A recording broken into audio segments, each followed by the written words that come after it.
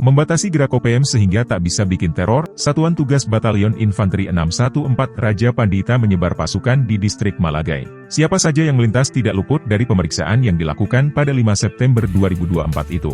Selain bertujuan mencegah adanya OPM yang menyusup, tindakan ini juga diharapkan bisa memutus pasokan amunisi kepada para panglima OPM. Sejak pagi hari, pasukan tempur andalan Kodam Mulawarman itu turun ke jalanan Desa Numbokawai, Distrik Malagai, Kabupaten Lanijaya, Papua Pegunungan. Prajurit TNI ini merupakan personel yang bertugas di Pos Malagai.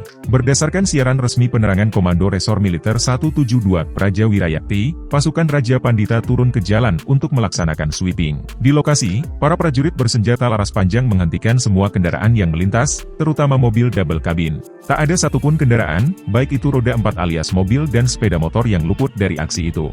Semua kendaraan dihentikan lalu diperiksa secara detail seluruh barang bawaannya. Pengemudi juga diperiksa dan ditanyai identitasnya. Aksi sweeping yang dilaksanakan pasukan Raja Pandita ini merupakan upaya TNI Angkatan Darat untuk mencegah masuknya barang-barang berbahaya yang dapat memicu gangguan keamanan. Dengan adanya sweeping itu, dipastikan OPM akan sulit bernapas lega jika nekat berniat melancarkan teror di distrik Malagai. Ini merupakan upaya yang kami lakukan dalam rangka menghambat pergerakan OPM di distrik Malagai, kata Wakil Komandan Pos Malagai, Letda Infanteri Alexander Lantang.